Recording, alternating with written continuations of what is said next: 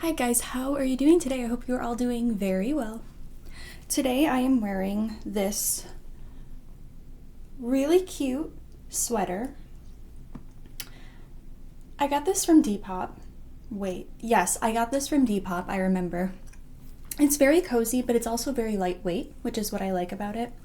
And I'm very big on pink and black. I think it's like the perfect color combination, or like one of the perfect color combinations. And like with the skull and everything, it kind of reminds me of like the Avril Lavigne aesthetic. Love her. Some of you may be surprised that I am making this video. In my last video, I discussed some of the struggles I had been facing lately, both within my personal life and online. And in the end, I mentioned how ONISION announced that he was writing a horror novel. And I mentioned one of my biggest goals and aspirations as a creator is to do a full, thorough ONISION deep dive. However, I stated that I didn't plan on doing this for a little while until I was a little bit further into my YouTube journey, but I did ask you guys to let me know if that was something you were interested in and wanted to see. And I was very surprised to see such an overwhelming amount of you guys saying that you would want to see an ONISION deep dive. It was the encouragement that I needed. And when I was trying to figure out what I was going to do for my next video, I had the thought that I could literally die tomorrow. And if I die before I make this ONISION series, my spirit will never be laid to rest. My spirit will haunt everyone on this earth if I don't make this ONISION deep dive before I die. So here we are. By the way, thank you all so much for the lovely, wonderful comments you left on my last video. The support that I feel from you guys just really helped ease a lot of my anxieties and my worries. I am so grateful to have an audience of such kind and wonderful people. Now, first of all, some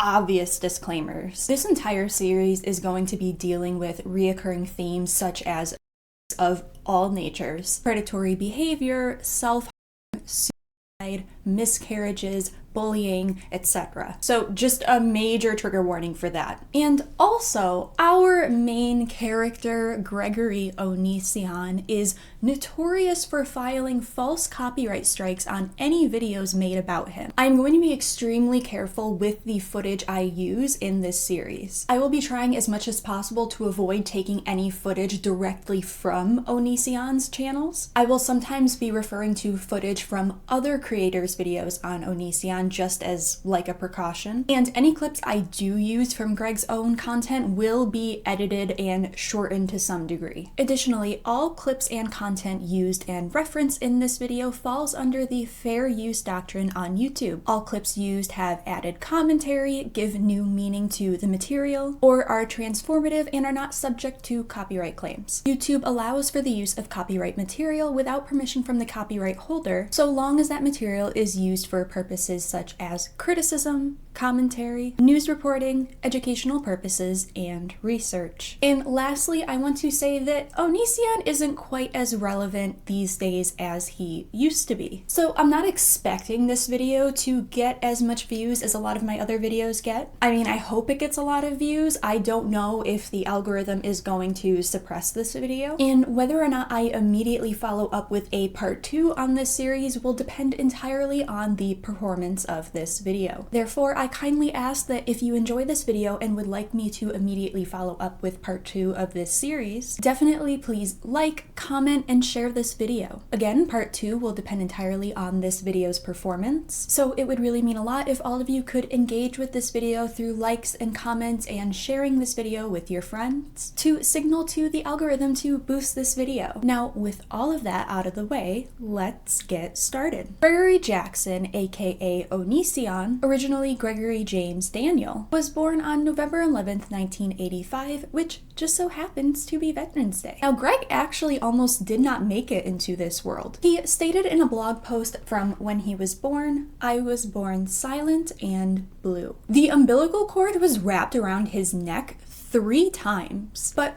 miraculously, he was saved. According to Greg, the doctors apparently told his mother that he would grow up to be R slur, because yes, at this time it was actually socially acceptable to use that term in the medical field. Thank goodness it no longer is. Greg, in his own words, grew up semi-lower class and with a semi-absentee father, and a mother who took as many jobs as she possibly could to support Greg and his siblings. And these jobs often involved more intense physical labor, as those jobs tend to pay higher. He's also said that he has actually sustained a decent bit of serious head injuries in his childhood. The first one was at age 2, when he said he fell off of the back of a church pew and landed, hitting his head on the floor, causing him to bleed everywhere and apparently ruined his mother's dress. He says that he still has the scar. Then at age 11, he was helping his father with his boat on the cement docking area and decided to be a daredevil and climb to the boat's edge. He was 25 feet high, and a giant gust of wind knocked him off of the lip of the boat, causing him to fall headfirst into the concrete ground. He says later that day he got a bike with no front wheel, and yet for some reason everything seemed better. Sustaining these sort of head injuries, especially in your younger developmental years, can have severely negative effects on brain development. Many sources have stated that these types of head injuries, especially in young childhood, can have serious effects such as long or short-term changes in personality and behavior, increased risk of subsequent mental illness, motor deficits, cognitive deficits, personality, and psychiatric changes. And that's just to name a few. And those are just the mental and behavioral effects. There are far more physical effects of these injuries. There's no way to know for sure to what degree these head injuries played a role in developing the person that Greg is today. But it's safe to assume that with all of the medical knowledge we have, that these injuries likely contributed in some way. Some of Greg's recounts of his childhood memories are interesting. In one blog post, he talks about someone named Adrien, someone he apparently thought he was in love with, around the 2nd grade, and the crush apparently lasted up until the 3rd grade. And this crush would end up being the catalyst for Greg's first ever fight, as another male classmate had shown an interest in Aubrey and told Greg to stay away from her, causing Greg to get jealous. So Greg asked Aubrey if she's okay with him kicking his ass. She said yes, and the two fought. There was punching and hair pulling before the recess coach noticed and ended up breaking the fight. This story takes a pretty grim turn. As Greg stated, the two of them were okay with each other after that, but apparently 2 years later that same kid was sledding and he slid into the road and ended up being crushed by a car.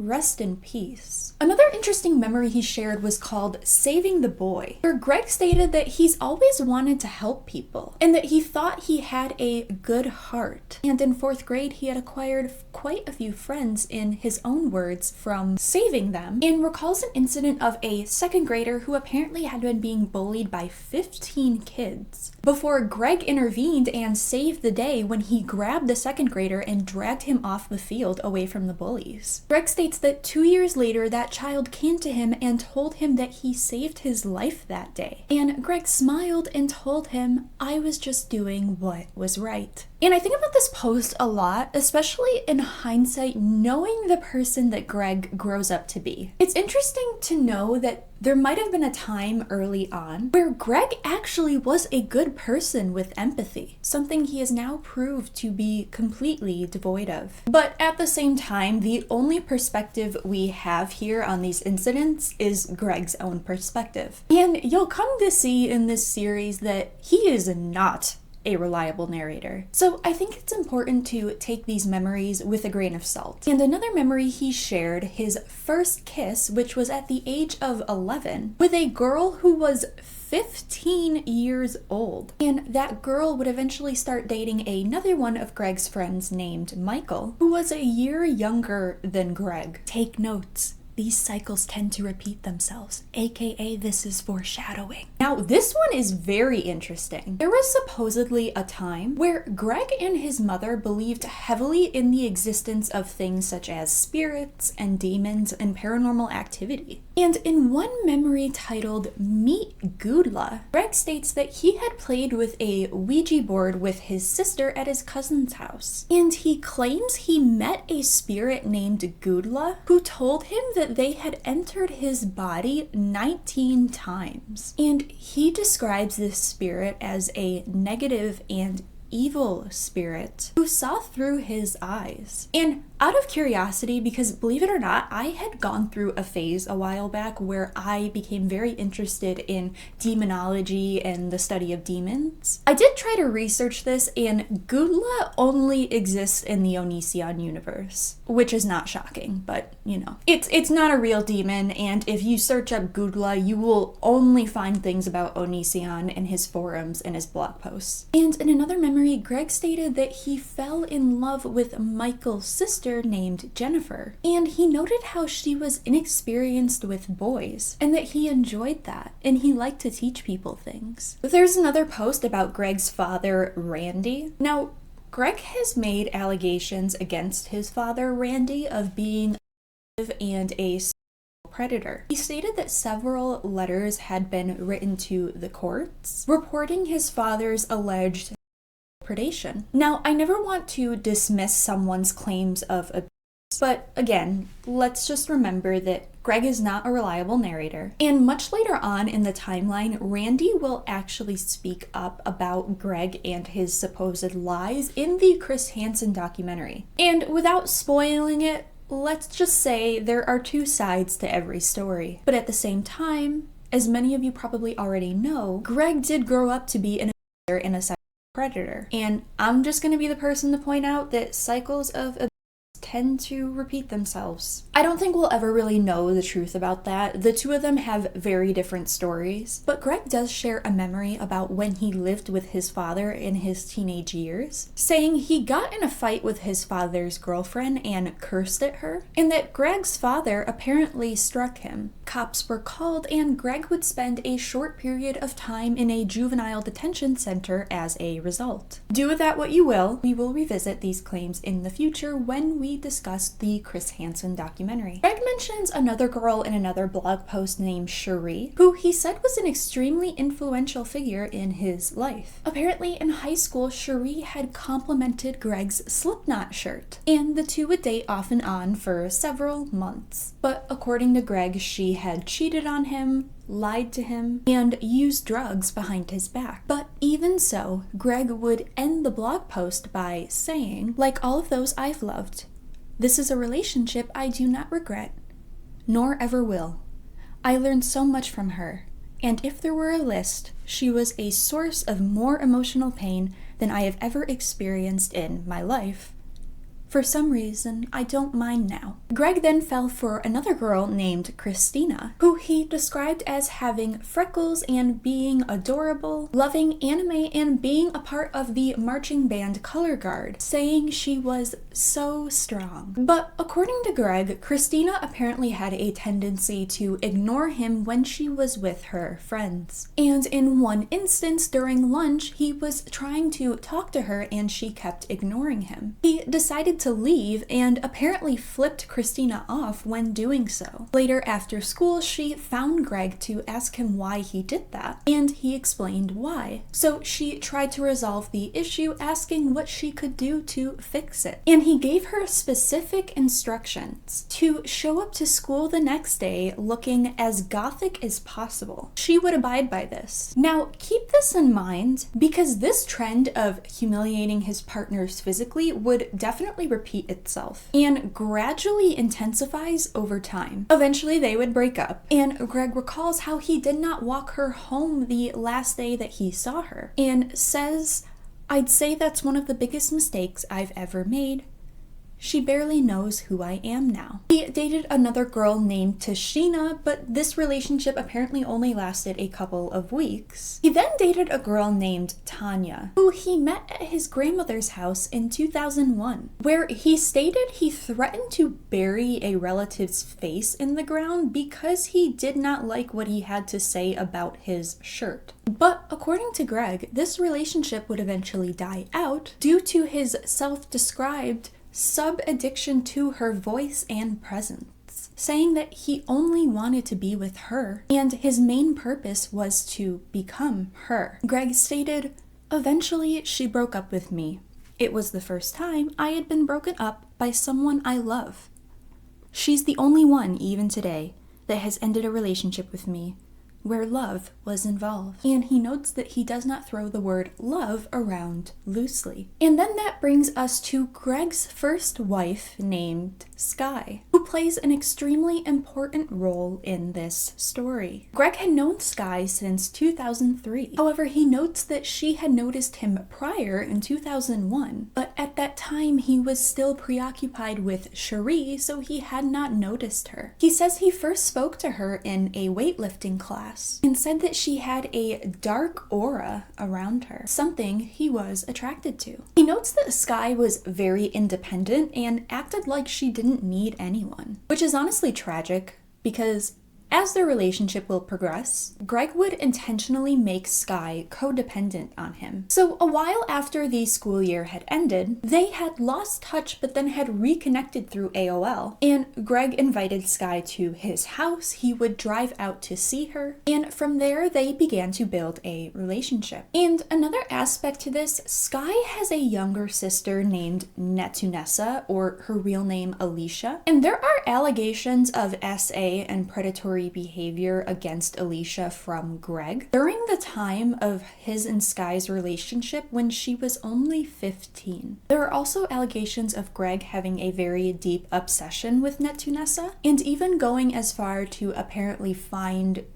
certain kinds of pictures of her. I will touch more on that later in the series as that becomes more relevant. But just to give you all an idea, here's a 2005 blog post from Greg addressing Netunessa specifically. "My little sister, Alicia, has a birthday today.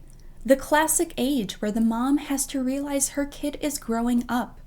And when the kid takes on the world, deciding what they'll be one day, becoming an independent and all that scary junk. I've already done that, and she likely knows I'll always be here to help her along the way, if she needs it. Alicia, happy 16th.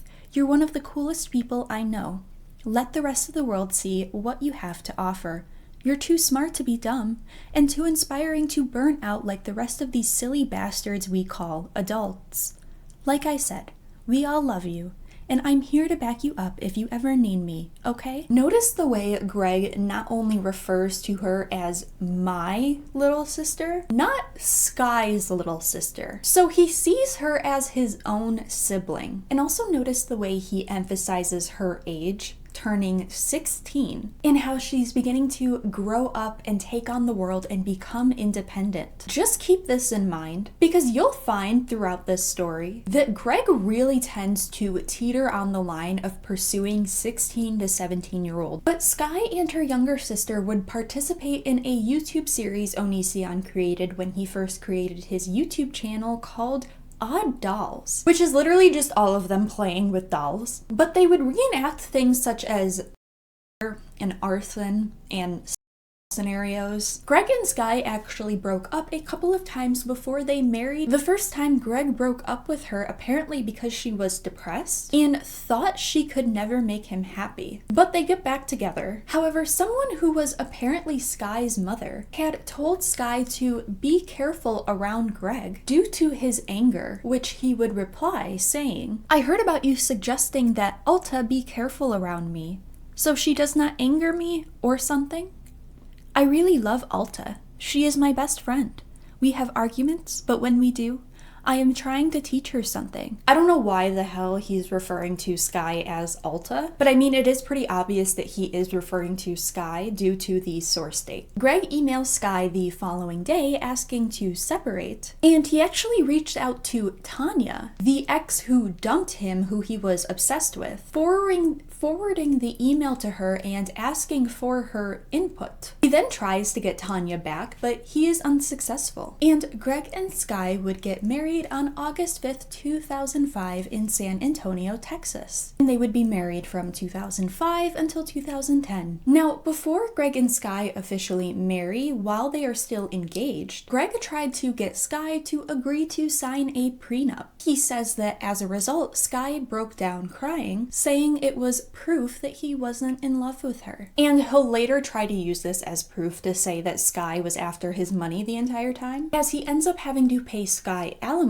following their divorce, which he compares to slavery. In January of 2007, Greg made a blog post explaining that him and Sky have decided to stop speaking to all of their friends except for each other and family. In this post, he makes a weird analogy about friends being like used cars, and that they don't bring anything new or enlightening to their lives. He also says that everyone who isn't a blood relative has something extremely wrong with them, and says the only people who are enlightening to their lives are in the same gene pool, which is so weird and very culty sounding. He also references a couple of coworkers he had been friends with and said that they represented everything he disagreed with, aka rebellion, disrespectful acts, smoking, being irresponsible, failing to care about the well-being of others. And this theme of hating, smoking, and drinking with Greg is very consistent and becomes especially relevant later on in the timeline with another partner of Greg's. This rant goes on for a while, but basically this is when Greg starts to isolate Sky from her friends and family. And this will become a repeated pattern in Greg's relationships. And following this blog post, two of Sky's friends would supposedly attempt to separate Greg and Sky, as they believe that Greg was bad for her. And this is what Greg had to say regarding the incident of the two friends. In fact, they probably know I'm talking about them right now, and are dialing my number just to tell me and others how wrong I am for my wife, and somehow by saying I love her every hour of the day, feeding her full and yummy food, trying to make her happy emotionally and other ways, putting a roof over her head, that in result of that I am a bad husband. Well, misery person 1 and 2, the feeling is mutual. You are bad for her. But you don't see that because you're so blind to the fact due to my personality that disagrees with your less than esteemed lifestyle. And Greg's need for control and obsession with Sky would only increase. And in one blog post from 2008, he states that his biggest fear is not of monsters or demons, but of being left by his wife. I found one blog post where he goes in depth about his feelings for Sky that I found interesting and also somewhat revealing. I won't read the entire thing, but I will share some highlights. This is a blog post from December 23rd, 2005, titled Losing Purpose. Sky, you know I love you more than anything. I have a past though, one with other people. I've loved as friends. I've loved. Sometimes you just can't lose that. If I had to kill the world away just to leave you alive in my life, I would likely do that. That is, if I had forgotten about my family. But what I'm saying is, no one compares to you, my wife. And yet understand, everyone, understand, I still care about a lot of people. I think about the shining smile on Tia. I think about the soft voice of Tanya. I remember the cute rebellion of Cherie. I miss the inspiring spark in Christina. I would miss my wife the most of all, because she is a collection of so many amazing things, and yet is still a challenge to make her happy, to make her smile. I look forward to going home every day. I'm so in love. I hope I never lose that. All I'm saying is today was bad. The people I work with, they spoke of horrible things, like their wives were objects, like the girls they made love to were the equivalent of a bad video game. Yeah, I've played that. It sucked. How a man is losing his wife and does not care. I am not pure, but I am not rotten. I am not white, but my spirit is not dark. Sky, you are one of the few people I can rely on to make me squint my eyes when I look at you.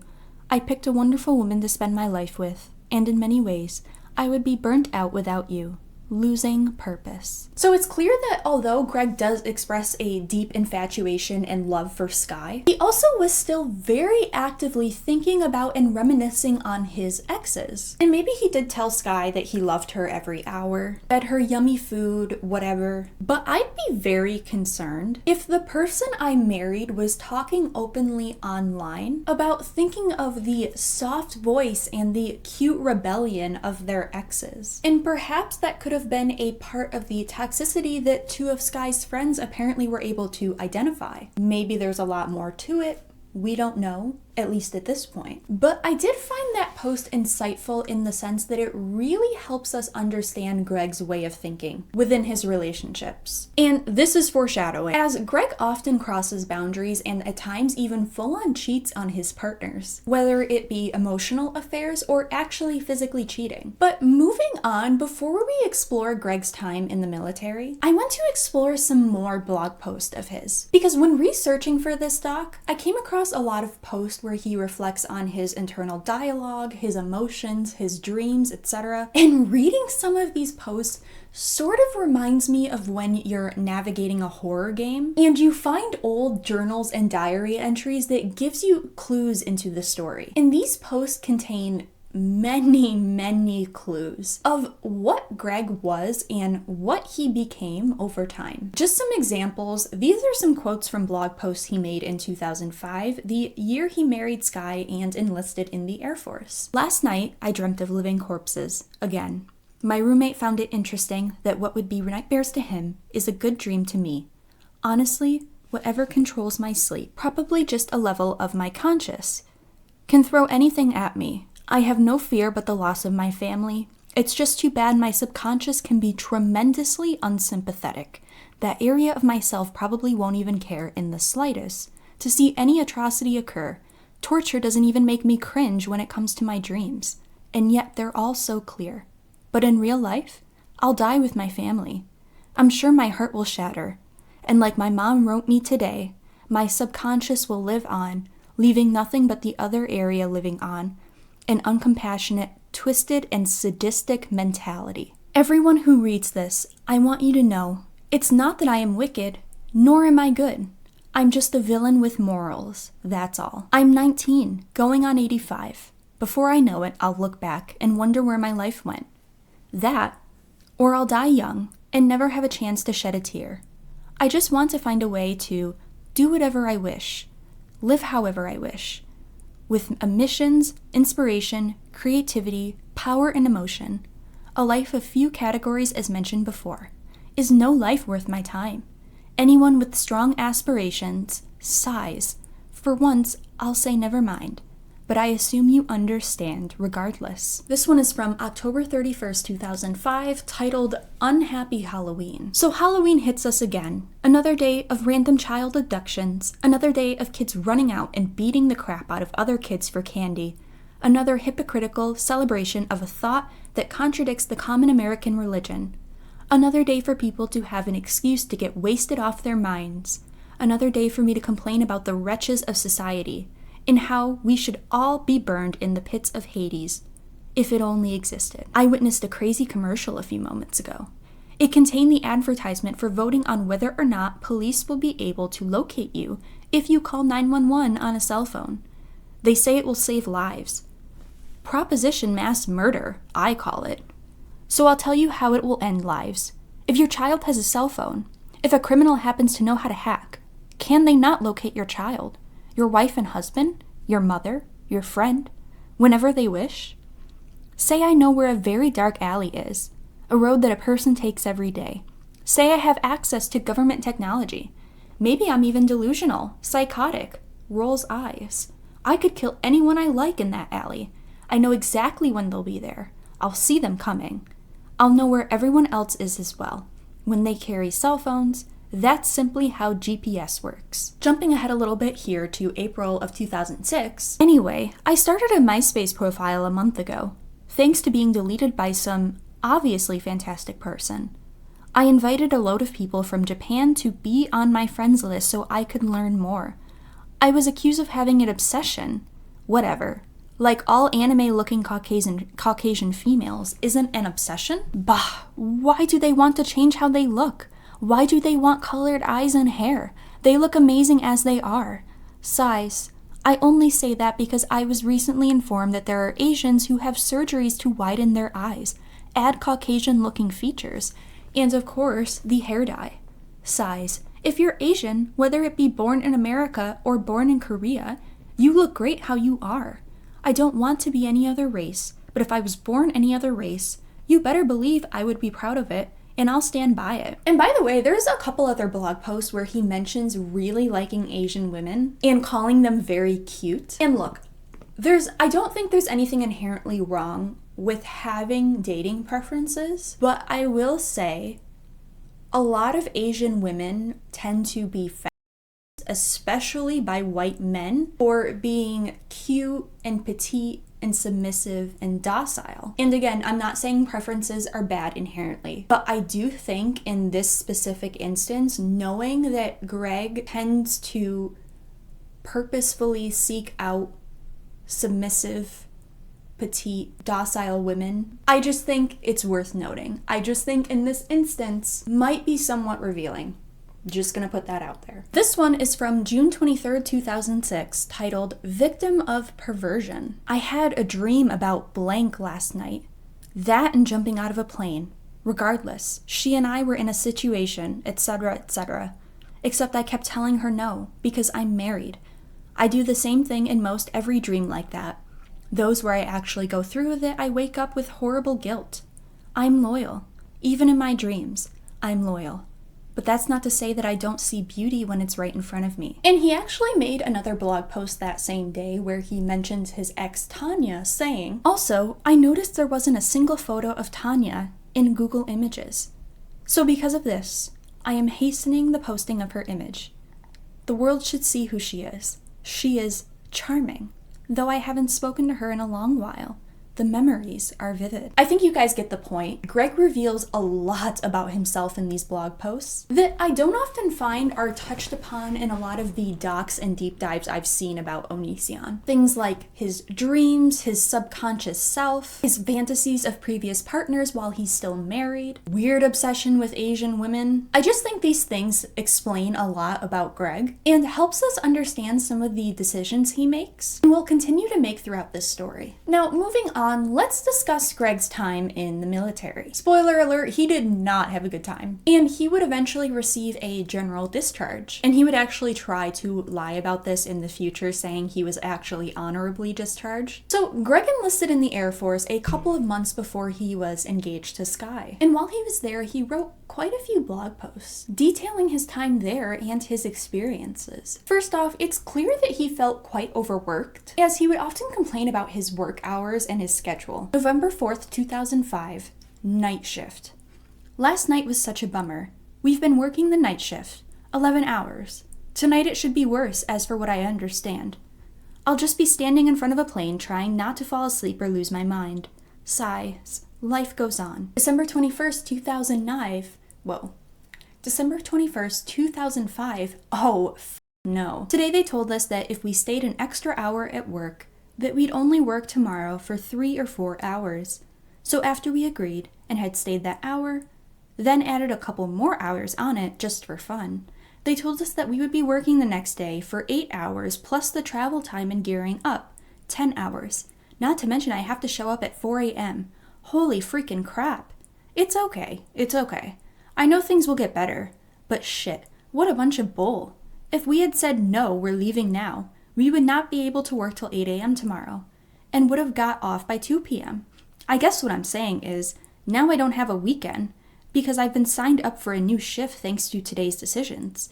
I'll be working through Christmas, and I have a splitting headache, which makes me really just want to hold my breath till I pass out. Now, while he is complaining here, at this point of time in his blog post regarding his time in the military, they're actually mostly positive. And he actually created a website called America's Air Force, which was basically a digital diary that documented his time and experiences while in the Air Force. And just a side note, Greg during this time was making a ton of different websites. Everything from America's Air Force to Metal Gear Solid dedication sites, and even a site about his self-made religion he called Sikeska. I really don't feel the need to go through all of those different websites, to be honest. In my opinion, it's just kind of boring. The only one really worth talking about is the Sikeska website. However, while the website and the religion itself is very odd, it's really just not worth focusing on, in my opinion. It's basically the ramblings of a lunatic. If you want to know more about that specific piece of the lore, I never did a great video going in depth about it that I highly recommend you watch. But yeah, he was basically just making a bunch of different websites until one of them stuck, that one being his YouTube. So anyways, Greg grows more and more resentful gradually as his time in the military progresses. And this is confirmed by his own blog post. And by the way, he states that a previous version of the America's Air Force website was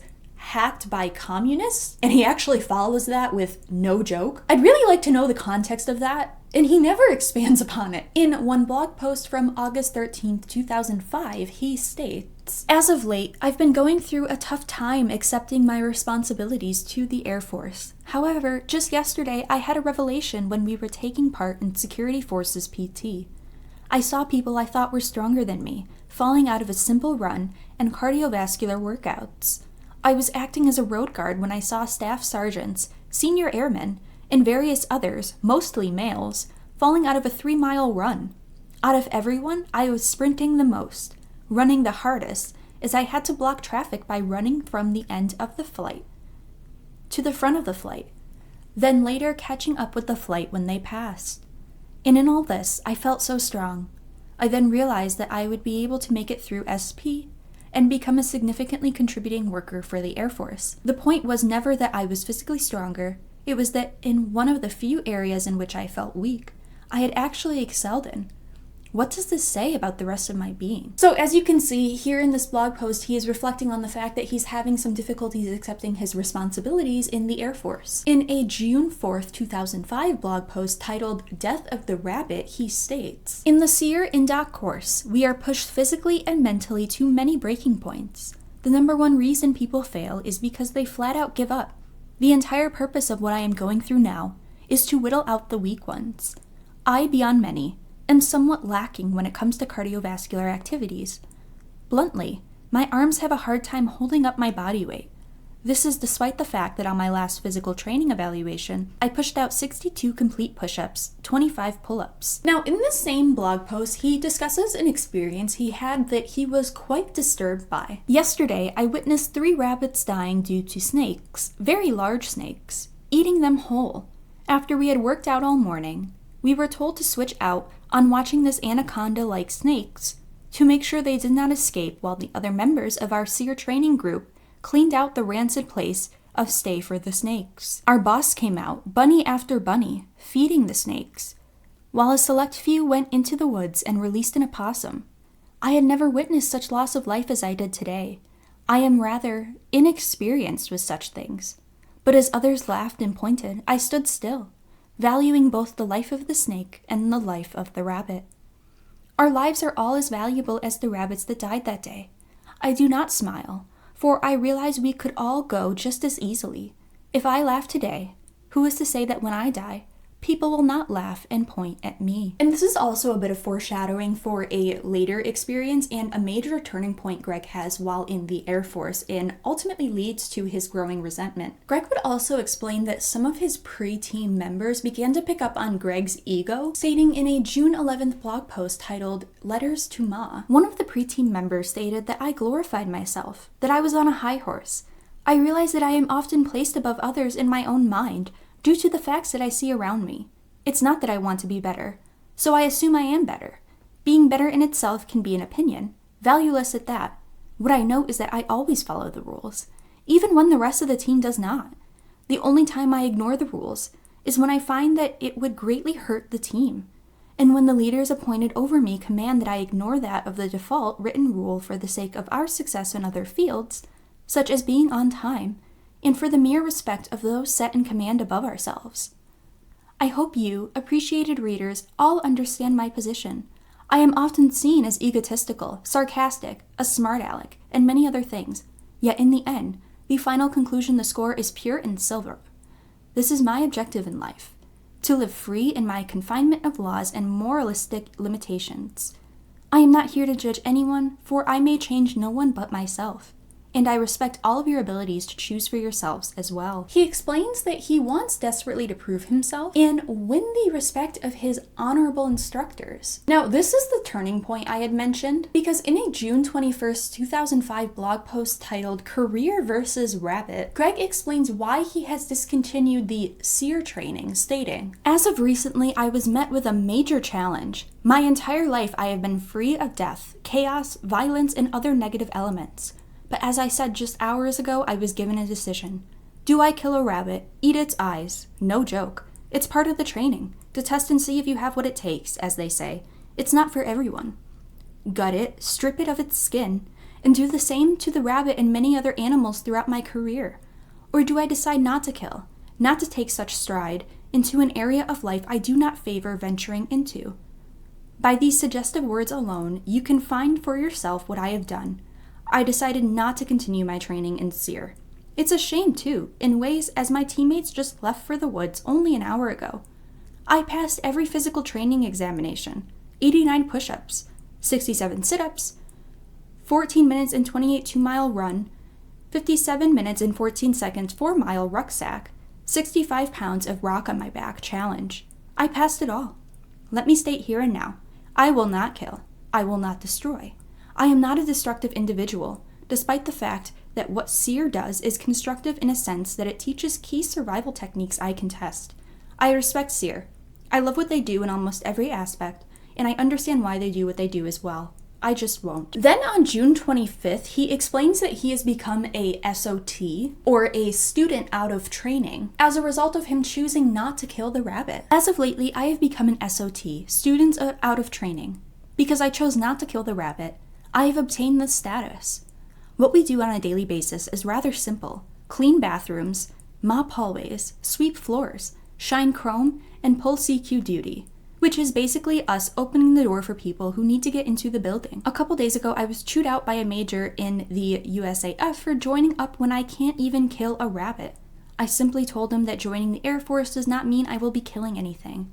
It simply means I support this country and those who fight for it." And this is when you can see the resentment in Greg really starting to grow, because he documents another experience he had on July 7th, 2005 in a blog post titled The Jerks, saying, "I saw something really offensive today. I'm going to be very inspecific because I don't want to get anyone in trouble. However, an unsupervised group of young men were told to feed a reptile. I was in CQ, answering phones and working on a website, when they were instructed to grab a rat and toss it to be fed with the snake. To do this, they would have to kill it first. Though I have never killed anything other than a few bugs to my knowledge, I felt extremely encouraged to volunteer for the death blow, as I foresaw the mornicism that was about to take place. One of the young men picked up the rat. No matter what creature it is, if it has never hurt a soul, it deserves a painless end, and flicked it on the back of the head, assuming it will kill it. No! I knew that no doubt it would injure it, and to every extent, I would continue to live if he were to keep that up. And he did, as the other men laughed around the rat, dangling helplessly by its tail, fearing what might happen and wondering violently why such things were happening to it. The young man flicked it again, in the same manner, with no avail. No death, just more pain. Glaring deeply and furiously, I scanned the room full of these boys laughing, hysterically, so at the rat's pain, at the idiocy that bloomed from the abuser. Realizing, finally, the rat was not going to die if he were to continue flicking so gently. He changed. No, he did not change anything. He only flicked it harder, and this time the rat screamed in pain. More laughter. These men, where were they raised? I wonder, by who? Clenching my fists, pulling away from my laptop mouse, I could only witness this take place, as I could see no resolve. The rat was too far gone for repair. and I could not help but feel a continued stray in me from death by my hands. Another young boy, child, old in age, young in mind, took over. He tried to kill it, and only ended up flinging it against the wall. For what reason, I am not certain. At that point, I was too far gone in my breathing, my upset. When they threw the twitching rat into the snake container, not even yet fully gone, the snake lashed out and strangled it. Finally, the pain had ended. Finally. I then gave the boys a stern speech, a loud speech, a clear speech. I told them that their behavior was inexcusable. I told them that if they were going to do that again, kill the animal right, or have me do it instead. For although I would suffer a guilty conscience, at least I could eliminate the life with much less pain. A better, less terrified transfer to what realm a rat would go to after its death. It's all such a pity this happened, and the boys did not understand my concern. However, do I know cringe at the thought of harmless animals receiving harm. However, they do know I cringe at the thought of harmless animals receiving harm. I hope you are all with me in my upset, for if you are not, you are truly removed from what respect for life is, and in this, I am saddened by your mistaken eyes. In a July 18th blog post, he talks about how he was experiencing chest pains, and when he reported it, he was accused of trying to get out of the Air Force. Later in that post, he mentions how he's realized that one of his sergeants hates him and wants him gone, stating, "On Friday, I found out a sergeant hates me, pretty much despises me. He accused me of having an air gun in my room, which I had never even seen any evidence of, or thought of having one. So I made a weird face when he suggested this.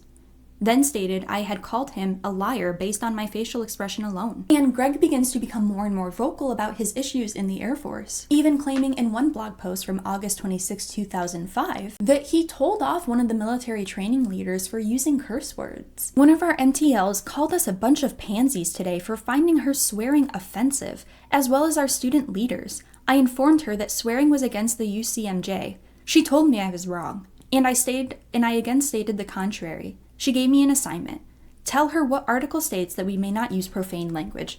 Article 117 is the answer of which I will inform her on Monday about. I've been having a lot of problems with the green ropes as of late. I've been telling them that all they've been doing is destroying student morale when they call us pathetic, idiotic, for such silly things as asking a question in formation, or looking around when a siren goes off. I know much of my team members tend to move at attention, but I simply do not feel a degree of insult should be directed at those out of line to such a minuscule degree.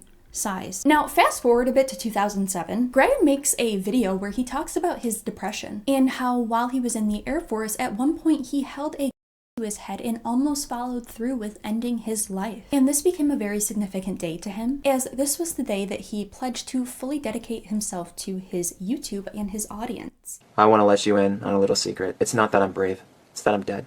November 14th, 2007, I had a loaded 9mm to my skull. On that day, I made a decision. I was either going to kill myself there, or I was going to give myself some good reasons to live on. He also states that for many months, he expressed his troubles to medical professionals, and that he tried to turn in his weapon, but that they did not take him seriously. Then sometime in February of 2008, Greg applied for conscientious objector status, which is when someone in the military refuses to bear arms due to moral, religious, or ethical reasons. Which makes sense, given that his sense of morality and ethics would not allow him to kill the rabbit. The event that ultimately led to Greg's Air Force downfall. But Greg's conscientious objector status would not be approved until 8 months later. And in the meantime, Greg was doing pretty much anything he could to get discharged. He also began heavily focusing on his YouTube at this time, and he started a series called the I'm So series, which was a compilation of song and music videos he made, starting with the I'm so phrase. He did I'm so emo, I'm so gothic, I'm so fat, that one being a bit controversial. But the one he made that got him in trouble in the Air Force was the I'm So Death Machine, where he heavily criticizes the military while doing push-ups and other exercises often done in the military. He details this incident in a blog post from July 30th, 2008 titled The Future in Question. Someone from my work saw my most recent video, I'm So Death Machine.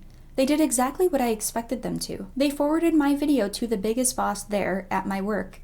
Either I'm going to jail, or I'm going to be fired soon. It has come to that. When I made the video, I was very careful to not violate any significant rules. I did not state who I worked for. I did not state I was representing them.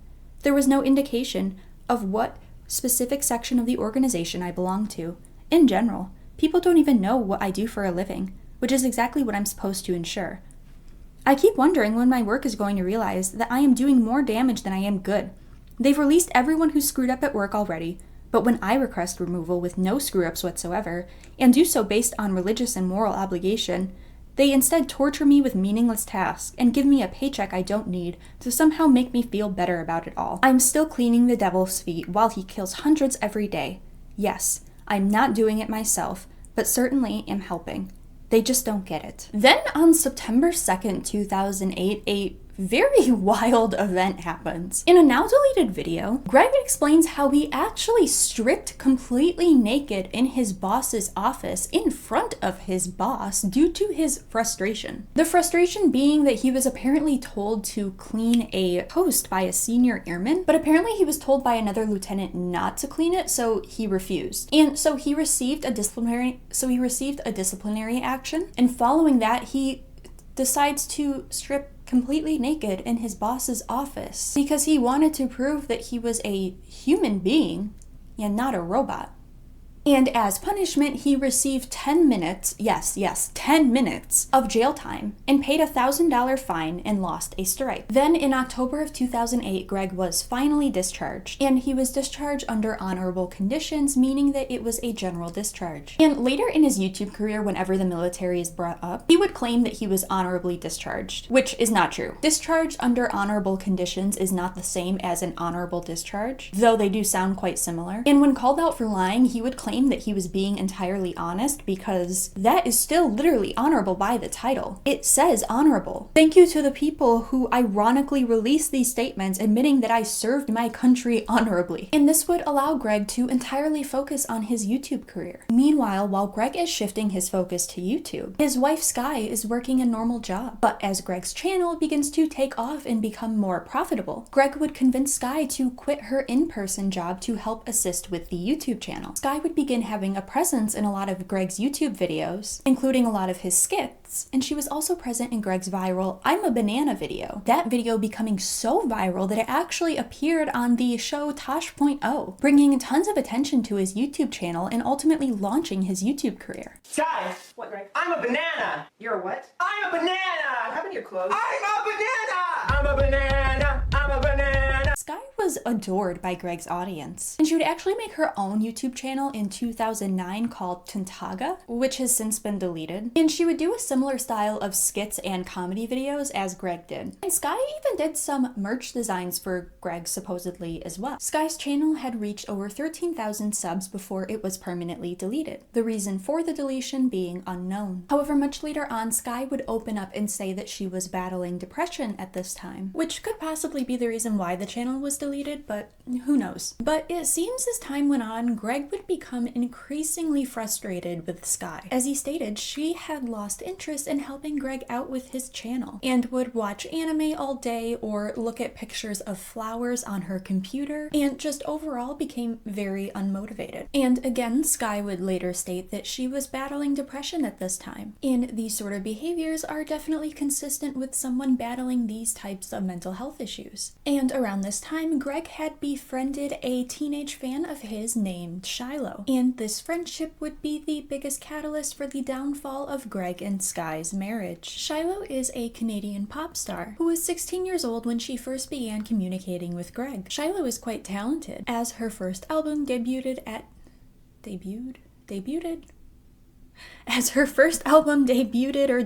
at number 10 rank on the Canadian albums chart. Shiloh was first introduced to Greg through his viral I'm a Banana video on Tosh.0, and from there decided to look up his YouTube channel. She became a fan of his content and made attempts to contact Greg. And Greg didn't notice her right away, that is, until he realized she was a Canadian pop star. And from there, the two became friends. Again, Shiloh was 16 at this time, and Greg was well into his mid-20s. Greg took an interest in Shiloh and began Skyping with her every day. And he was still married to Sky, and Sky had noticed Greg spending quite a bit of time talking to Shiloh privately, but she had assumed that Greg was just mentoring Shiloh. The Skype calls between the two of them would last anywhere from 8 to 12 hours a day. Shiloh had stated that she had been in a both verbally and emotionally relationship prior to meeting Greg, and Greg started to become emotionally invested in Shiloh. And as a result, 8 months after the two began talking, Greg wrote up a divorce contract that he forced Skye to sign. Skye later stated that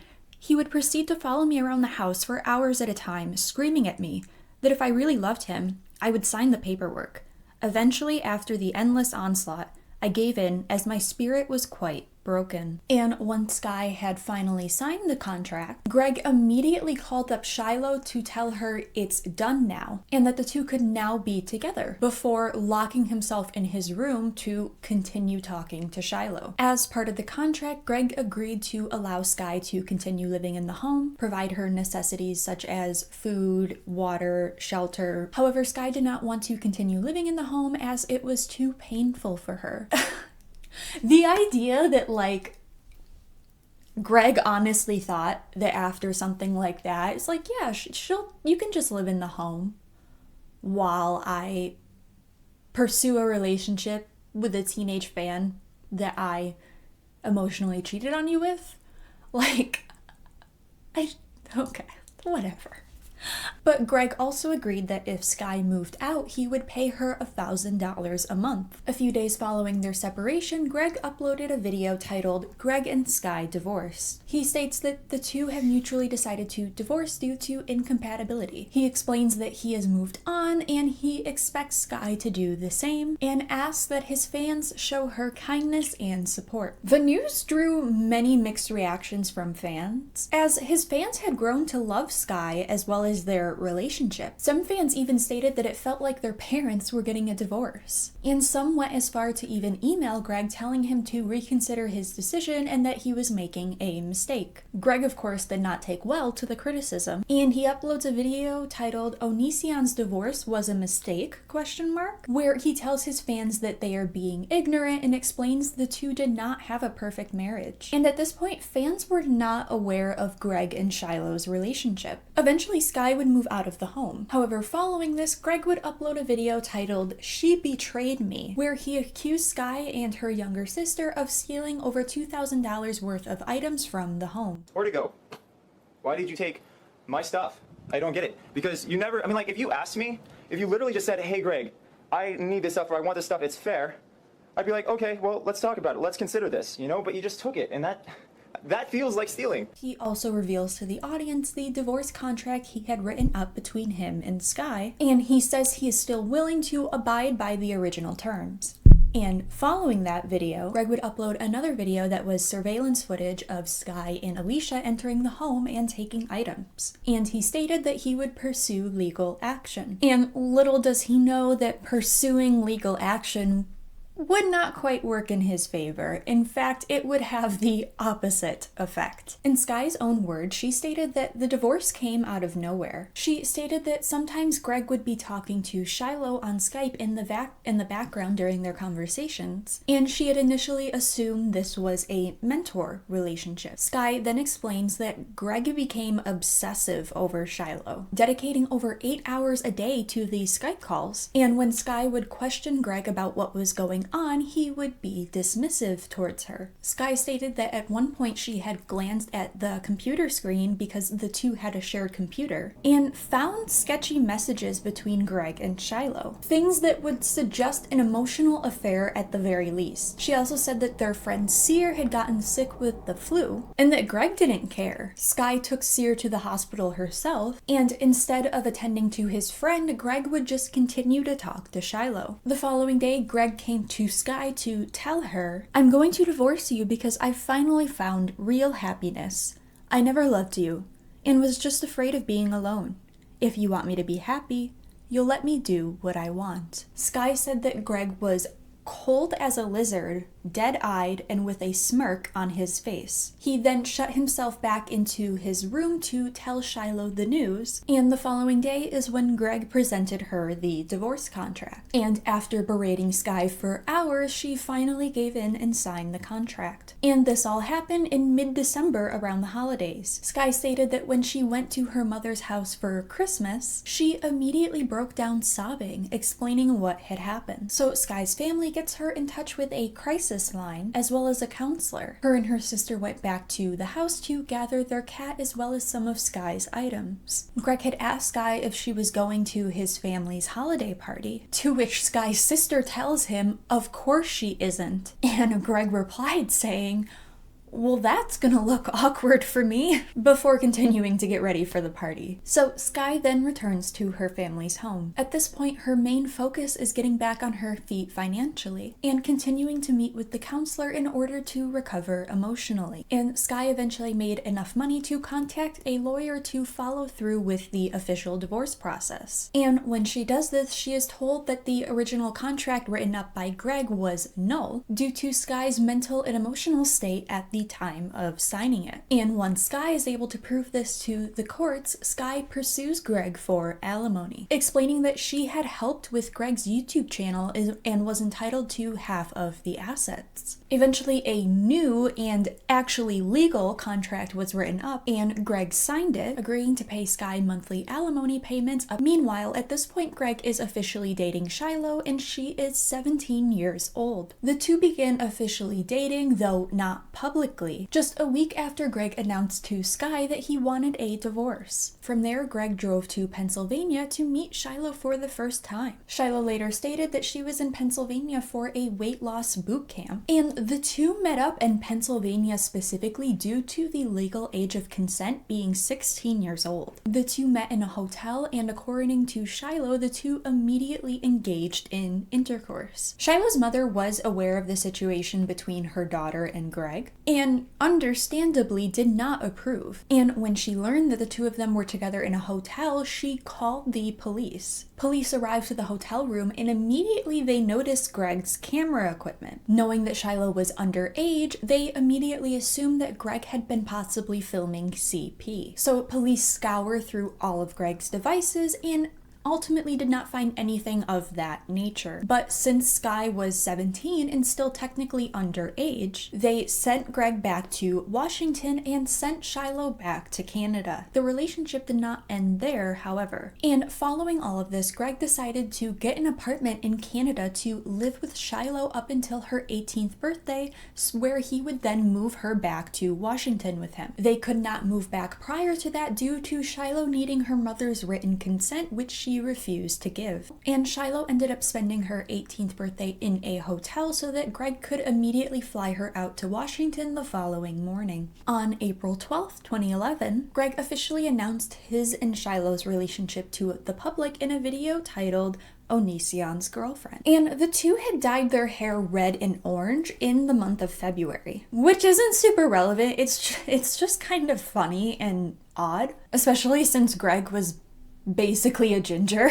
and his own fans made fun of him for this. Shiloh, on the other hand, looked much better as she had a really bright, vibrant fire engine red. Following their relationship announcement, Shiloh decided to make her own YouTube channels. The first one was named Draculo, and she made two more channels a couple days later, Draculo Rants and Draculo Vault. And then she eventually created a gaming channel as well, Draculo Games. And these channels each had garnered quite a few subscribers. Her main channel got over 54,000 subs. Her Rants and Vaults channel got 37,000 subs and 20,000 subs. And the gaming channel got 6,000 subs. And Shiloh focused so heavily on her and Greg's relationship that she abandoned her music career entirely. At this point, she had been signed to a very popular record label, but was ultimately dropped by her management team due to her not fulfilling her duties as a musician. To become as popular as she was as a teenager in the music industry was not common and was a major accomplishment. But regardless, she would abandon it all for her and Greg's relationship. And eventually, after the two would later break up, Greg would actually admit to being the reason why Shiloh lost her music career. What did he take from you? Dignity. Not dignity that I haven't gotten back, but dignity, relationships. People did not work with me as much. I was seen as very crazy because every meltdown I had in my teenage years that was, memorable, that I look back and think, wow, that was really something I'll never forget, was recorded. In a live stream, when asked if he felt responsible for the break in Shiloh's music career, Greg said, "If you guys want to blame me for that, you can, because I can make a connection as to why Shiloh's no longer singing and my introduction into her life. If I could go back and erase that, give her a future, I would. But the key thing is that she never told me being in her life was going to risk her career. And she actually said it was the opposite, that everything would be fine." Shiloh has repeatedly communicated that it's my fault that her career didn't work out. So if you guys want to blame me for that, you can, because I can actually make a connection as to why Shiloh's no longer singing and my introduction into her life. If I could go back and erase that and give her a future, I would. Aside from her own channel, Shiloh began appearing in many of Greg's videos, including his skits. And fans of Greg were overwhelmingly supportive about their relationship and quickly grew to adore Shiloh. And very quickly after announcing their relationship, like literally 11 days later, Greg got 2 tattoos on his inner wrist saying, "Remember love." This is significant mainly because prior to this, Greg had been outspokenly against piercings and tattoos, calling it mutilation. But Shiloh already had many tattoos herself, and as a result, Greg would change his opinion on tattoos and piercings. And shortly after Greg got his tattoos, Shiloh would get Greg's full name, Gregory, tattooed on the back of her neck. And if this relationship wasn't already destined to fail, it certainly was now. On the surface, the two seemed like a very happy couple, but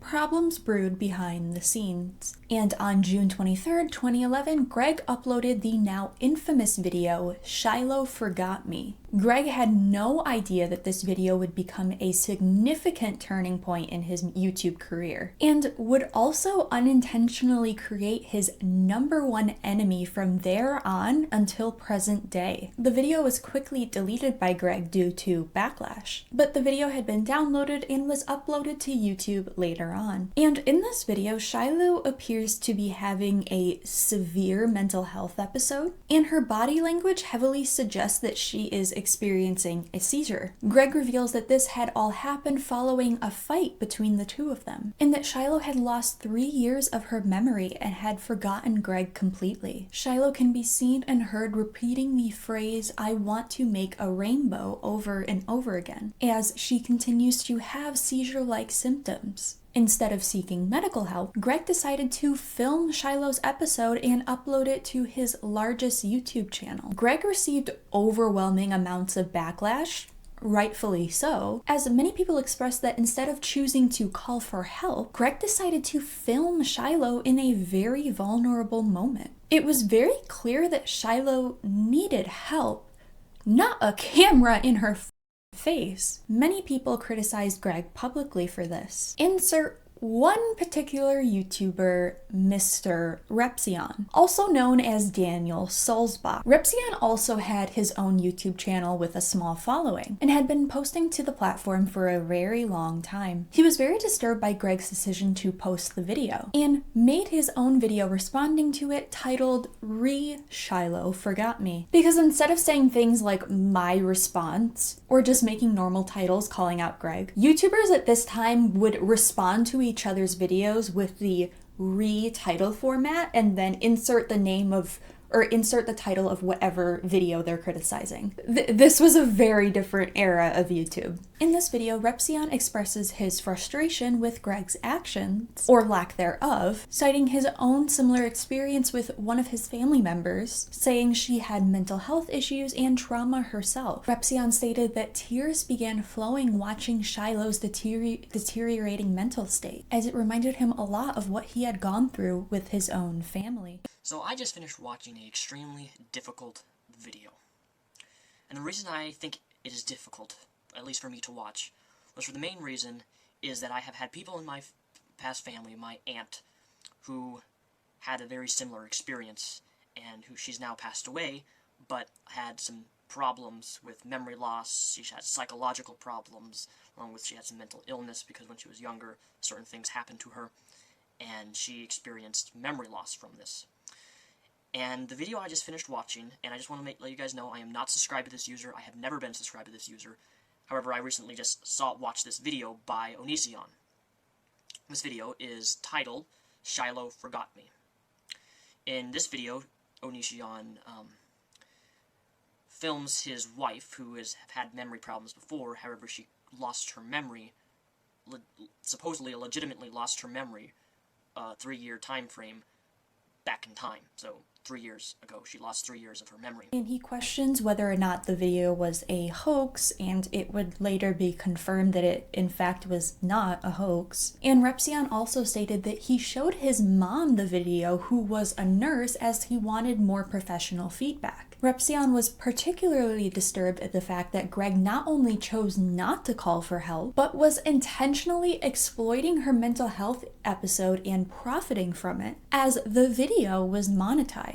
Rep cites some personal experiences with his father where he also had to call for help, and explains that Greg should have done that instead of choosing to film Shiloh. He then concludes the video by telling Greg to go f himself and delete the video, which he did. This event was the catalyst for arguably the biggest creator feud in YouTube history, because Repzion became Greg's #1 critic and enemy, as he would make over 50 videos criticizing Greg, documenting every up of his from 2011 until present day, aka 14 years. And the plot development between these two is honestly just unmatched, to the point that Greg would eventually take Mr. Repzion to court, which is another very infamous event in the ONISION universe and timeline. We're not quite there yet, but we will get there. Many creators who have covered ONISION in recent years do bring up Repzion and his involvement in Greg's downfall. However,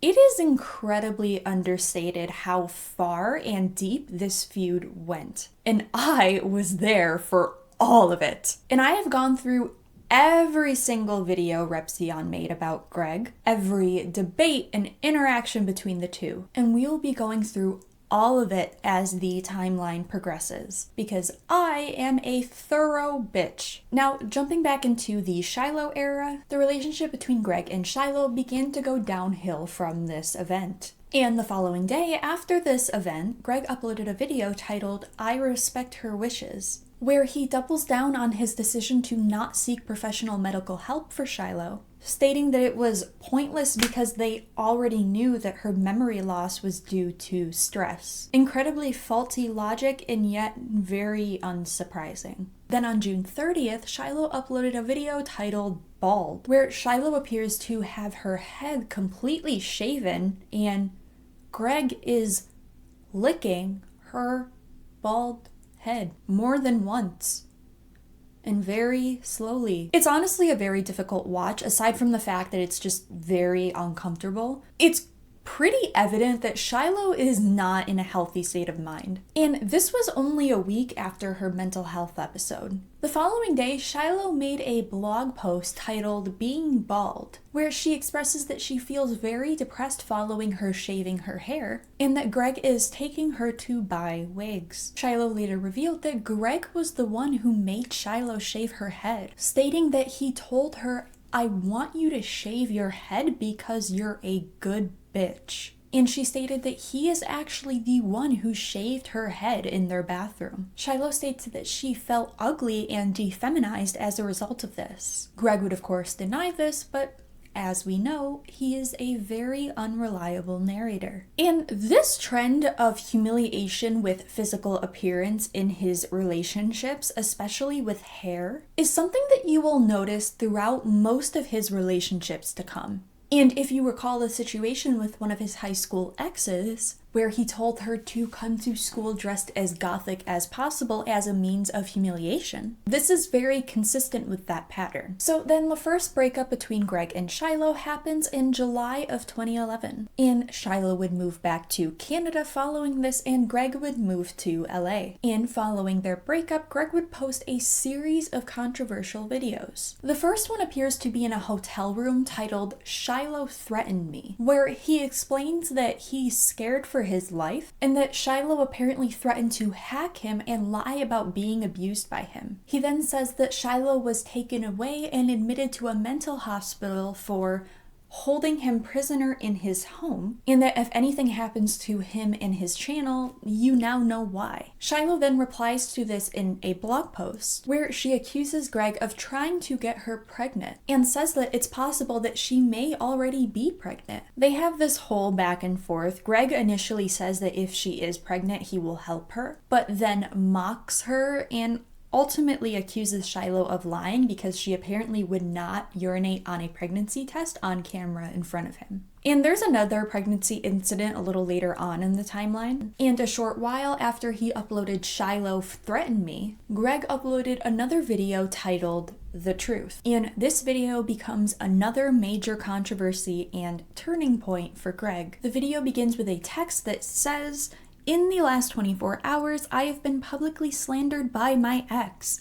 The time for talking is over. Decide for yourself who is right." And this video had apparently been filmed prior to the Shiloh Threatened Me video. And the text then transitions to a video where Shiloh appears to be crying and very distraught, as though she is experiencing some kind of mental breakdown. She pleads with Greg to stop filming her, saying he's got a camera on me over and over again, and continues asking him to stop filming her. He ignores this and just continues to follow her around the house filming her. She then says that she's going to have to move back in with her mom, and if she does, she will get kicked out and murdered, and it will be Greg's fault. She then cries while saying that Greg destroyed her career and that she has no way to support herself financially. We can't see Greg because he's behind the camera, but he seems completely devoid of any emotion or empathy, as he is barely responding to what Shiloh is saying while literally watching her break down emotionally and mentally. Shiloh then tells Greg that she is going to destroy him and ruin him, and says that everyone is going to know what he did. And unfortunately, Shiloh would not get real justice for a very, very long time after this. Police then arrive and Greg continues filming. Not like directly filming the police, but he leaves the camera rolling while he is conversing with the police, so you can hear their conversation. He then tells police that Shiloh threatened to kill herself while Greg was on the phone with his mother. And police bring Shiloh to a mental health facility where she is able to contact her mom and go back home to Canada. After Greg uploaded this video, he is once again met with tons of backlash. He promptly deletes the video within 10 minutes of uploading it, saying he doesn't understand why people are sympathizing with Shiloh. And Greg claims that he posted the video in the event that Shiloh does take her own life, so that people would know that he wasn't guilty, since apparently he claimed that she had threatened to make it look as though he did it. However, when you actually watch this footage, at no point does Shiloh say she's going to end her life and make it look as though Greg did it. What Greg is doing here is something called DARVO,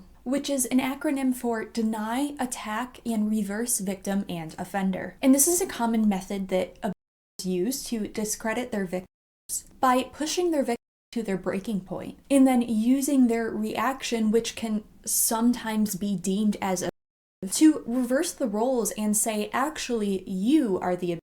And this could not be a more perfect example of this right here. It is so very clear that Shiloh is at her breaking point. She's on the brink of suicide, telling Greg, "I'm going to destroy you because you've destroyed me." Shiloh is reacting to the long-term that Greg has inflicted upon her, and then recording her reaction and using that to change the narrative and paint Shiloh as the aggressor. Not to mention, it's so chilling how calm and collected he sounds when interacting with the police. Again, this is an abuser using blatant manipulation tactics. Now, like I said, Greg quickly deleted this footage from YouTube, but of course people downloaded it. One of those people being Mr. Repsion, where on May 1st, 2012, he had made a video response showing this footage. And while we're on the subject of and mental health, let's just shift gears for a second and talk about something else in this timeline.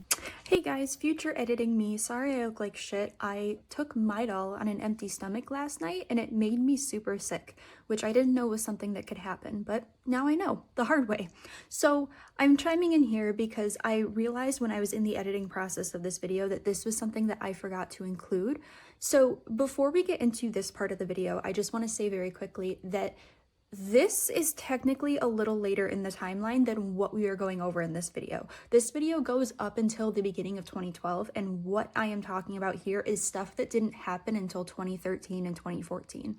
That being said, between the years of 2013 till like 2019, so much in this timeline happens, and that will be in part 2 of this video. And there's just way too much to include this as well, which is why I've chosen to add this part to this video. So when you watch this part, just keep in mind that technically this is a couple years later, but I mean, it really doesn't matter. Like, I could put that in the next video or I could put it in this video. I mean, like I said, we have way too much to get through in the next video, so yeah. So something about Greg, especially around this time period, he was known to be very dismissive and even mock and bully people with mental health conditions and in abuse situations. I think some of Mr. Repzion's video responses were removed at some point, because in his second video response a year after his first one, he made a video criticizing Greg's views on self-harm and people who do self-harm. I can't find this video footage, but I know it exists for a couple of reasons. Number one, I watched it as a kid. Number two, I watched many of Greg's old videos on the subject of self-harm specifically, as I began struggling with that at that point in time. And three, Katie Morton, the therapist who starred in many of Shane Dawson's documentary series, most notably the Eugenia Cooney and the Paul Brothers ones, even made her own video criticizing Greg's views on self-harm so many years ago. Greg had many channels, and one of them was called Uh-Oh Bro. This channel was created in 2012 and was initially meant to be a gaming channel. However, Greg was getting very little views and engagement, and by 2013 he had transformed the channel into a commentary channel. And between his main channels like ONISION and ONISION Speaks, Uh-Oh Bro was actually the channel that had the most subscribers, at its peak garnering over 2.4 million. And this channel is where he made many videos where he mocked and bullied people who self-harm.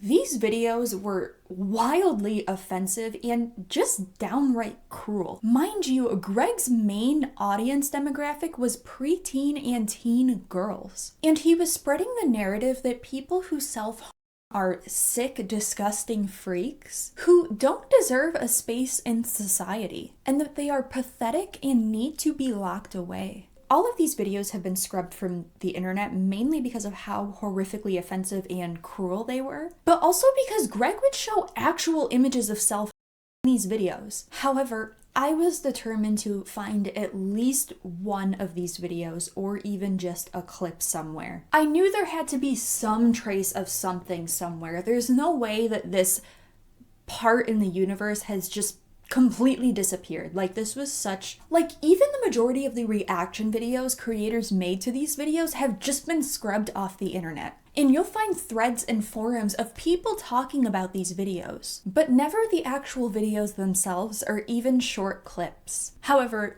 I took on the challenge and I was able to find one. Only one of these videos. And one was plenty, as this one video encompasses everything in all of those videos. Many of the current ONISION docs and deep dives you've seen on here tend to overlook this aspect of the ONISION lore. And in all fairness, it tends to be overshadowed by a lot of the other videos Greg made where he would rate teen girls' bodies and tell them whether or not they were fat. More on that later in this series. And it's also one of those things that you won't really remember or know to look for unless you were actually there to experience it. And the negative impact of these videos is criminally understated. I am going to show just a few clips from this video just to give you guys an idea of what I mean. These clips have to be heavily censored. Not only the imagery, but Greg also curses in literally every other sentence. But I think it's really important for you guys to understand how truly awful these videos were, and how nasty and insensitive and uneducated Greg was on these subjects. And while you all watch this, I want you guys to put yourself in the shoes of, say, a 12-year-old girl struggling with self-harm. As again, that was his main audience demographic. May contain content some view as offensive. You have been warned. What's up, everyone? I haven't done a video on for some time, so I feel like today's the day. Anyway, to the literally hundreds of people who have thanked me for saving their lives over the last 8 years, I would just like to establish that I didn't save anybody. I simply sometimes say things that inspire people to save themselves. This is you saving yourself from your own bull. I call it bullshit because most everybody knows, at least on a subconscious level, that is absolute fuck. Regardless, let's find out what say. Saying to yourself every night, this will be the last time. If you've said it's the last time more than once, you need to fucking institutionalize yourself because you're obviously a danger to your own self. You don't belong in society. Our society thrives off order and abiding by certain rules. When you're repeatedly physically harming a member of that society, you need to be removed until you're safe to be around other people and yourself. Straitjacket, padded cell, go. I would say, what are you, stupid? But I already know you are because you yourself. Yeah, poor you. This person wearing a sweater because they're too embarrassed to show what's on their flesh. Nothing but mother shame. Hides from you more than the pain you've caused. Let's get to the little scars you got there. Dude who obviously isn't crying for attention. I got a sense of that because it looks like he actually cut an entire piece of his flesh. That's disturbing. So yeah, that was just one of many videos Greg made on this topic. And again, the negative impact these videos have is very understated in the ONISION lore. And when you see videos like this, some of Greg's behaviors towards Shiloh's mental health episodes start to make a lot of sense. And it's quite ironic how insensitive and downright cruel Greg is regarding these topics. But when he expresses his own feelings of depression and suicide in the Air Force, of course, we are expected to take that seriously and treat it with sensitivity and delicacy, something Greg refused to award to anyone else. So yeah, you guys get it. I just felt that that was an extremely important aspect to this whole story that really needed its own section. So jumping back into the timeline, on July 5th, 2011, Shiloh uploads a video to her Draculo channel titled I Love You. And this video was a compilation of emails and clips from her and Greg's early interactions. The video begins with Shiloh showing the very first email she sent to Greg in December of 2010, and is followed by some clips of cute little moments from their Skype calls, and shows more of their email interactions. And then later on July 26, 2011, Shiloh uploaded a blog post titled Winner, and in this post she goes into detail about her and Greg's relationship from her point of view, and she cites many instances of behavior. Everything from shaming her for her body and her weight, to breaking up with her over very small things such as her crying or questioning him about a random phone number in his phone. He would outright ignore her sometimes when she cried, and stated that she had a heart condition, and when the symptoms of her heart condition would show themselves, he would dismiss her by saying, I can't deal with this drama anymore. He turned Shiloh against her family and friends. He forced her to shave her head. At one point, he forcefully removed her from a room because she did not want to leave, and she ended up getting hurt. But he called the cops on her. And one very important detail she mentions is that when police took Shiloh away on the day of the He Has a Camera on Me video, she was not admitted to a mental hospital. She was taken to a domestic recovery crisis center. Again, this was yet another attempt by Greg to ship the narrative onto Shiloh to paint her as the abuser. A DV crisis center is vastly different and has a much deeper and darker implication than being admitted to a mental institution. Now, between this time where Shiloh is in Canada and her and Greg are broken up, Greg begins communicating with a girl named Adrien. Adrien had been watching Greg on his ONISION Speaks channel following his breakup with Shiloh, and by August she had joined his forums and was posting there regularly. She made a post about looking for the right relationship, and Greg noticed this and had replied to her, "So, our wedding date, is Friday okay with you?" He then messaged her privately and began joking with her about marriage, and began Skyping Adrien on a nightly basis. By only the third night of them Skyping, Greg asked Adrien to be his girlfriend and even told her that he loved her. Things moved extremely fast in the relationship. And on September 3rd, Greg uploads a video titled I Found Her, where he announces that he had asked Adrien to be his girlfriend and she said yes. Then on September 10th, Greg flew to Austin, Texas to meet Adrien for the first time. Greg did not waste any time, because immediately he proposed to Adrien and tells her that they can shop for a ring when she moves back to Washington with him. It's unclear whether or not she accepted the proposal, but unsurprisingly, this relationship was very short-lived. Following his return from the Texas trip, Greg uploads another video titled She Fixed Me. And I mean, the title gives it all away. he explains how she fixes the broken parts of him. Oh, the tragically common trope of the man making the woman bear the responsibility to fix him. But she in fact did not fix him. Because quite literally the very next day, Greg uploads a video titled Single Again, where he announced that they broke up. Their relationship literally lasted 3 weeks. In this video, he explains that him and Adrien have broken up, but he does not want to go into detail regarding the circumstances, and explains that he does not smoke or drink, but that he puts people through emotional garbage, aka. But not long after that video, him and Adrien get back together, and they break up for the final time on September 19th, 2011, and Greg decides to take to Twitter and Facebook to publicly accuse Adrien of having STDs. The two go back and forth online, Adrien defends herself, Greg makes a video titled She's Right, which is exactly how it sounds, and was also quickly deleted. Greg then uploads another video that same day titled Drama, Drama, Drama, where he explains that some things apparently came up in his personal life, and that his ex-wife Sky and his friends are the only things keeping him alive. He also says he's getting an STD test, doesn't announce the results, so I guess it's safe to assume that it was negative. And then on September 22nd, Greg uploaded 3 videos in a row, all of which are stupid and nonsensical. The first one was I Will Not Fight Her, where he claims he's not going to try and defend himself even though he wants to protect his dignity. You lost that a long time ago, Greg. The next one is called Reality Check, where he gets mad at fans for criticizing him for his failed relationships, stating that he was the one that ended all 3 of his previous relationships, so that he must be a good partner and must not be the one in the wrong, which is very faulty logic. And the third one is called Goodbye Dear, where he accuses Adrien of publicly slandering him, says, woe is me, wah, wah, wah, and a bunch of other bullshit that I just really don't feel like trying to dissect because it's meaningless. But meanwhile, Shiloh re-enters the chat because she noticed Adrien's Google Plus post that she had made talking about her and Greg's relationship and decided to reach out to her. And the two bond over their mutually bad experiences with Greg, and they would both publicly ridicule Greg due to his distrust in bisexual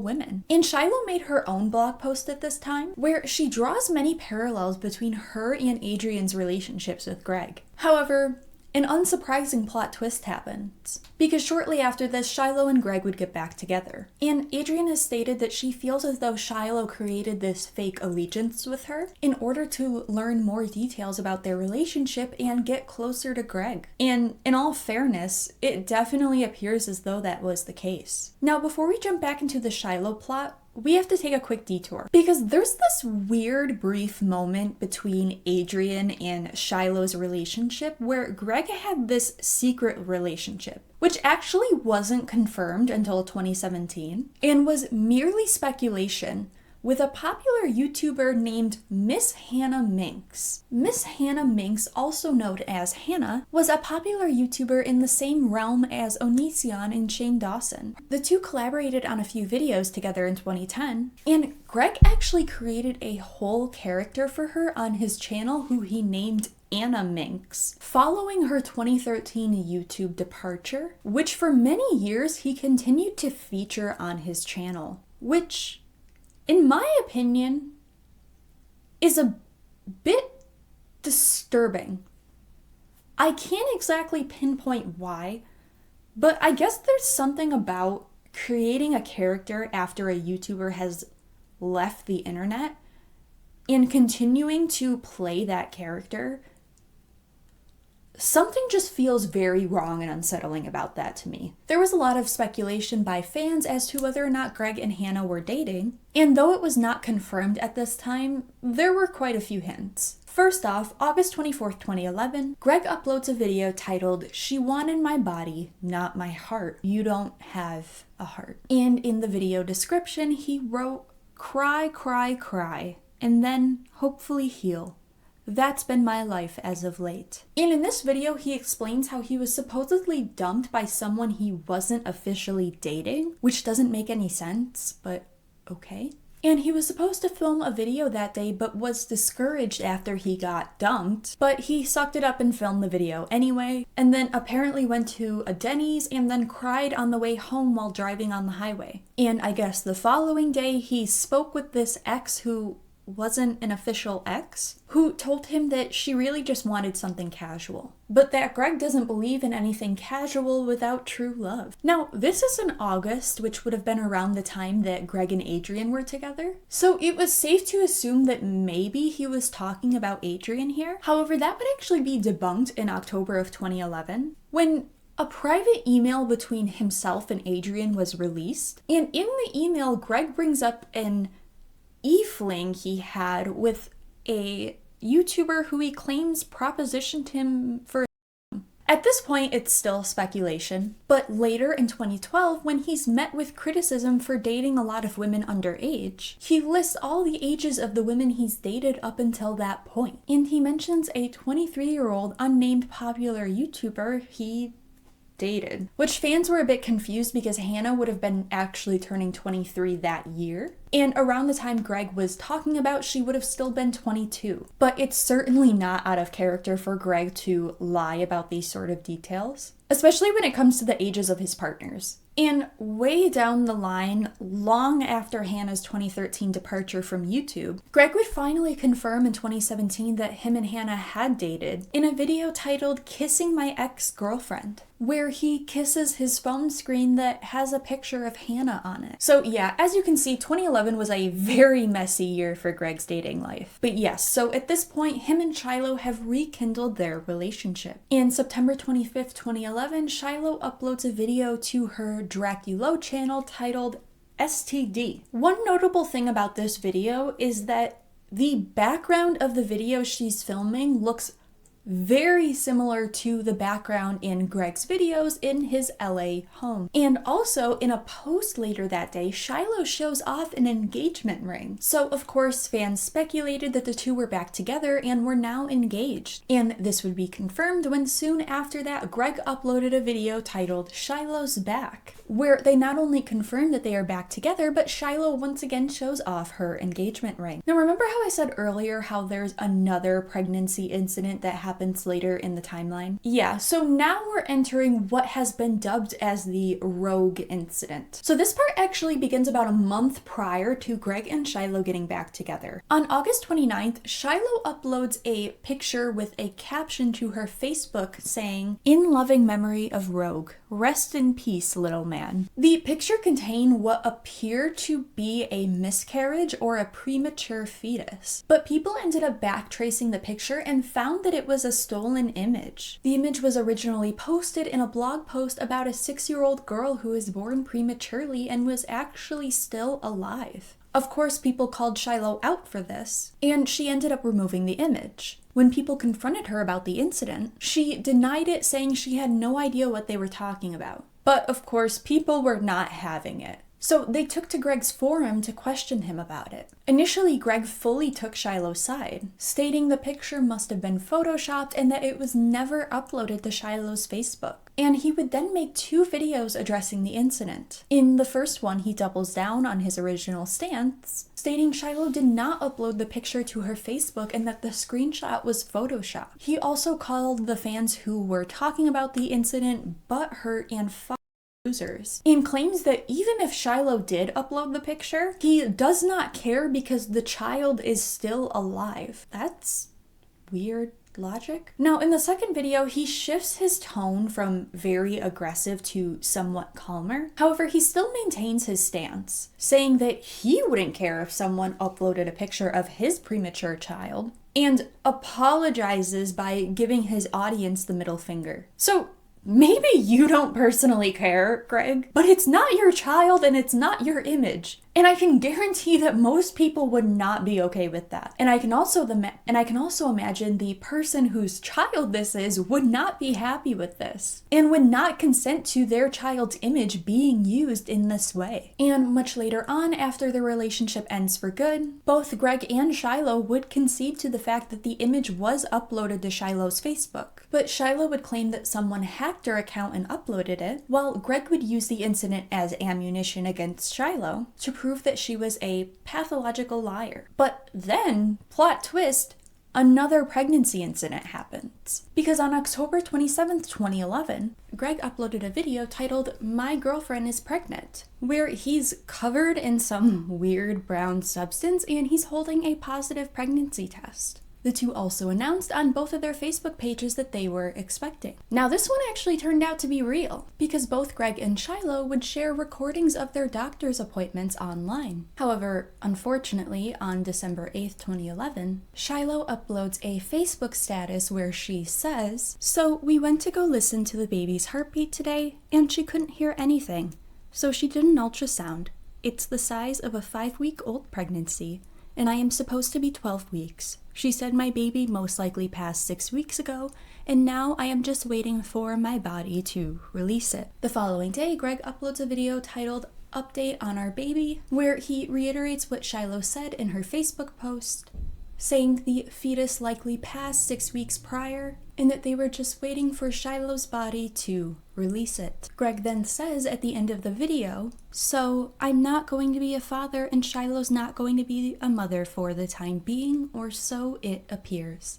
And Greg would later say after the breakup that he was still unsure whether or not Shiloh was actually pregnant, and that he's still not convinced that he's even fertile. Which, number one, you recorded your doctor's visits and they seemed to think it was real. But also, Greg would end up conceiving 2 of his own children with a later partner. But I think it's actually a good thing that him and Shiloh did not have a child together, because as it turns out, the two were not on good terms with each other at this time. Because actually a few days before they announced the failed pregnancy, on December 6th, Greg uploaded a video titled "Greg and Shiloh Nonfiction." And in this video, he shames his viewers, calling them total idiots for not believing that the two were actually having a baby. In all fairness, there were already 2 false alarms, so I can't necessarily blame viewers for being skeptical. But what Greg reveals in this video is highly concerning. He tries to prove a point to his viewers, saying that him and Shiloh had not been on good terms, and tells a story that happened earlier that day. Greg says that apparently both him and Shiloh were being stupid. And he shows camera footage of Shiloh exiting the house and putting her key in the lock drop box so that she could not actually come back and let herself in. She then leaves and walks for 3 miles before passing out from stress and exhaustion. The fire department is called and they bring Shiloh back to Greg's residence. Then an ambulance was called, but Shiloh refused medical care. So the medical professionals reached out to Greg, asking him to talk to Shiloh to convince her to go to the hospital. Apparently, one of the female officers cried because they initially assumed that Shiloh had passed. However, thankfully, she was okay. Ultimately, I think Shiloh chose not to go to the hospital, and Greg at the end of the video thanks the workers who helped her, and ends the video saying, "F you haters." I don't really know what this video served to prove other than the fact that Shiloh and Greg had a very toxic dynamic, even in the midst of Shiloh being pregnant with their child. But things take an even darker turn, because on December 15th, 2011, Greg uploads a video titled "Shiloh has sepsis," which is exactly what it sounds like. Shiloh had developed sepsis due to the fetus that had been decomposing in her body for over 6 weeks. Sepsis is a highly dangerous bodily infection that can be lethal when not immediately treated. It can cause organ failure, tissue damage, and even death. Greg then 2 days later uploads the same exact video to his ONISION archive channel, only this time he added the caption, "I made the mistake of believing a lie. The following appears to be that lie, and for that I'm sorry." Viewers were outraged mainly because they believed both Shiloh and Greg were lying. And the reason being is because shortly after they had uploaded the sepsis video, Greg then uploaded another video titled Goodbye Shiloh. The video is a compilation of shorter clips and videos from Greg and Shiloh's last days together, where they appear to be in a parking lot that is assumed to be an airport parking lot, before Shiloh boards the plane to go back to Canada to receive medical care. People saw this and they thought that there was absolutely no way that Shiloh could have had sepsis if she was able to make that video.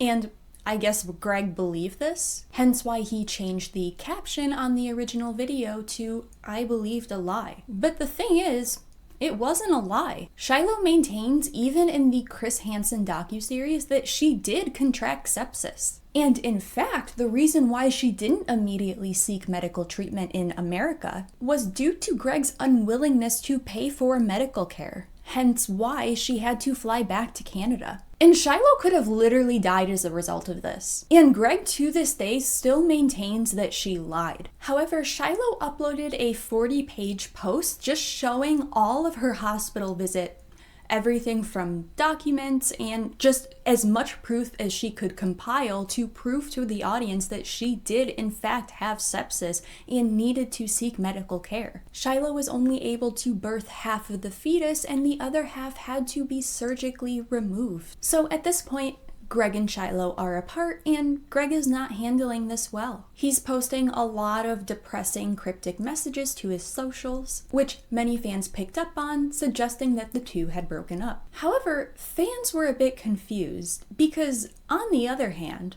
Shiloh was posting more positive and optimistic content, and even shared a photo collage of their pictures together. And up until February of 2012, the two would send mixed signals to their audience about their relationship status. The main question being, why had Shiloh not moved back to America after receiving medical care? As it turns out, Shiloh lost her passport, so Greg sent Shiloh money to get a new passport. And Shiloh found out that her passport went missing because her mom actually hid her passport from her. And then finally, on February 1st, 2012, Shiloh and Greg finally break up for good. Greg uploaded a video titled "It's Over," where he's singing about the relationship being over, citing multiple examples of Shiloh's wrongdoings, the baby, the medical condition, the supposed attempt, all that. Then only a week later, on the 8th, Greg found out that Shiloh had already moved on to someone new. Greg expresses his frustration and sadness in a blog post, stating that he was shocked and he believed that Shiloh had cheated on him. Shiloh would deny this, but Greg was convinced that she had cheated, and so were his fans, as they sent Greg proof of her cheating, citing that she had apparently changed her public relationship status